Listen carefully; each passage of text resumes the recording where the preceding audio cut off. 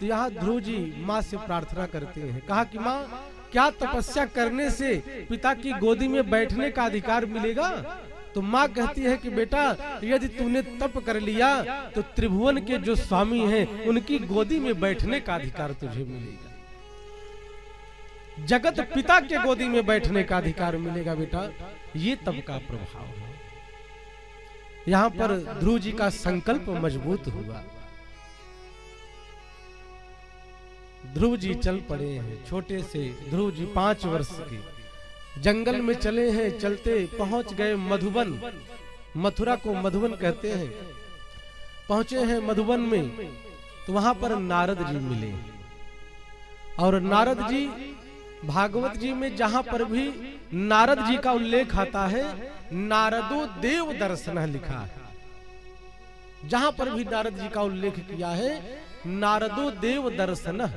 नारद का दर्शन समझो भगवान का दर्शन हो गया।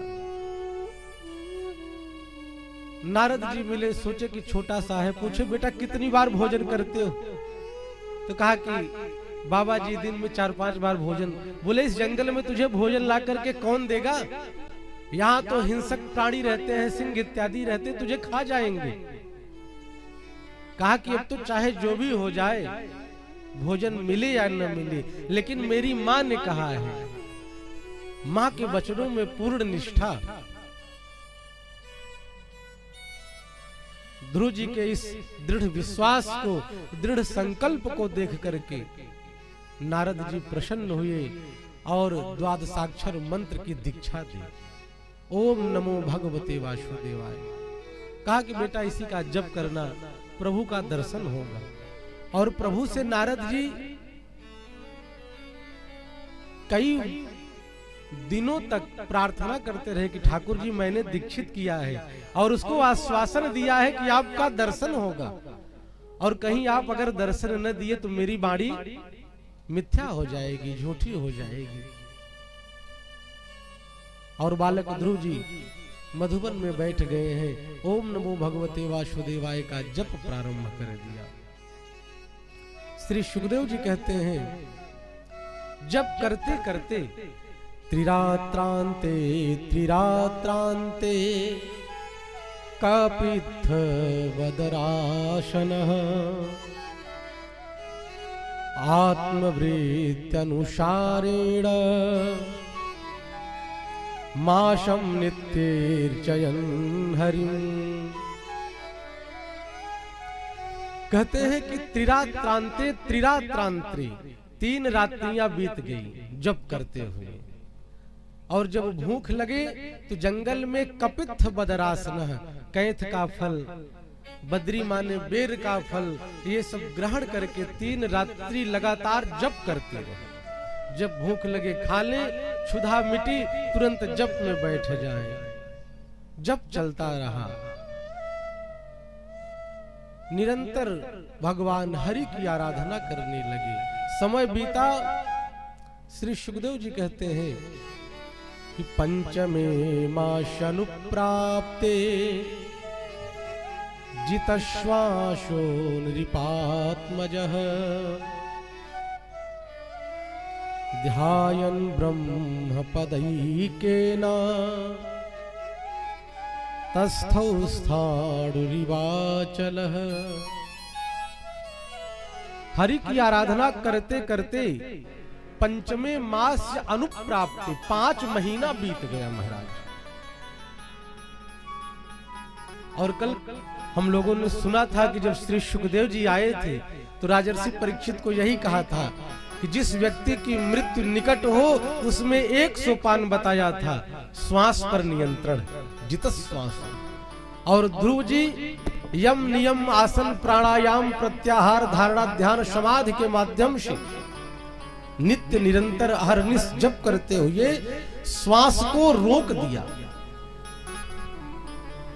उस ब्रह्म का ध्यान करते करते श्वास को प्राणायाम के माध्यम से खींचा और इस भृगुटी पे ला करके रोक दिया है।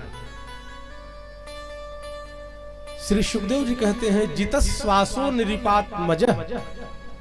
निरिपात्मजः राजा उत्तानपाद के पुत्र ध्रुव जी ने श्वास को रोक दिया। और ब्रह्म पद में अपने श्वास को, अपने मति को, अपने 5 ज्ञानेंद्रियां, 5 कर्मेंद्रियां, एक मन, सबको ब्रह्म के चरणों में लगा दिया है। इस प्रकार से ध्यान किया है कि ध्यान भगवान के चरणार बिंदु में अवस्थित हो गया। और कहते हैं कि हुआ क्या कि जितने भी चराचर जीव जगत थे सबके श्वास रुक गए महाराज। और मृत्यु लोक की बात छोड़ो, स्वर्ग लोक के जो देवता थे उन सबके प्राण अवरुद्ध हो गए, कंठ अवरुद्ध हो गए, सबका श्वास लेना दुर्लभ हो गया। अब तो देवता घबरा गए कि ऐसी कौन सी विपत्ति आने वाली है, किसका सूचक है, ये तो बहुत बड़ा अमंगल होने वाला है। देवता समझ नहीं पाए, पितामह ब्रह्मा जी के पास गए, ब्रह्मा जी भी समझ नहीं पाए इस लीला को। क्षीर सागर गए, शेष साई भगवान विष्णु से कहा कि प्रभु पता नहीं क्यों संपूर्ण ब्रह्मांड के लोगों का प्राण अवरुद्ध हो गया है, सबके श्वास लेने में दिक्कत हो रही है, परेशानी आ रही है, कोई श्वास नहीं ले पा रहा है। तो भगवान ने कहा कि पितामह आप चिंता न करें, यह मेरा भक्त है जो मुझे पुकार रहा है, मेरा दर्शन करना चाहता है। आश्वासन दिया है कि नैवं विधामो भगवन् प्राणरोधम चराचरस्याखिल सत्त्वधाम्नः विधेहि तन्नो वृजनात् विमोक्षम्। जब सबके प्राण अवरुद्ध हो गए, भगवान ने सबको आश्वासन दिया। और भगवान का एक नाम है शरणागत वत्सल।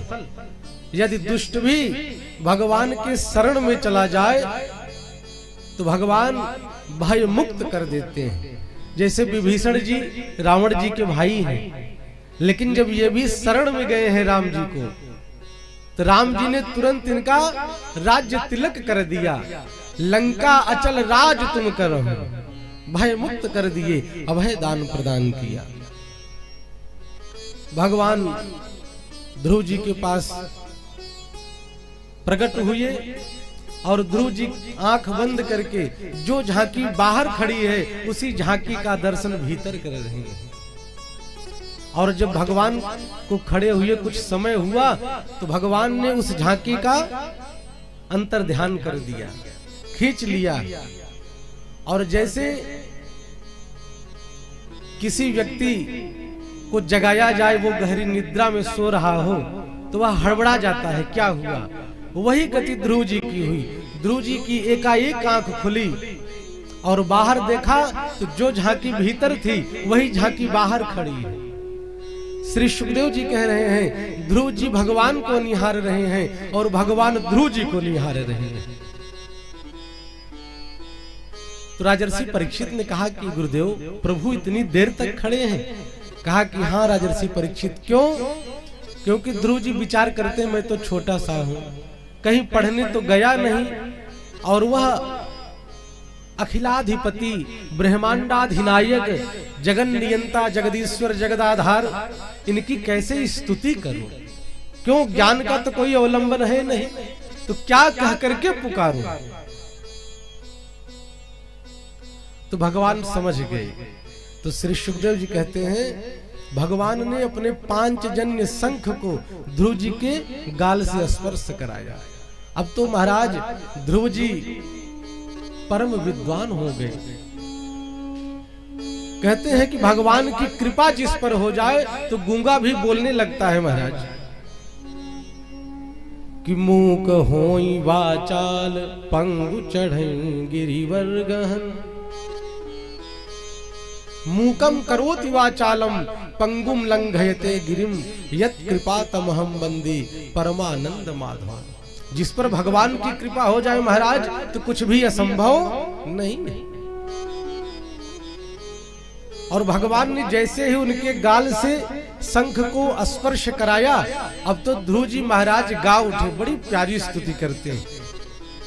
ध्रुव जी ने कहा कि प्रभु योऽन्तः प्रविश्य मम वाचमिमां प्रसूप्ताम् संजीवयत्वखिल शक्तिधरः स्वधाम्ना अन्याश्च हस्तचरणश्रवणत्वगादीन्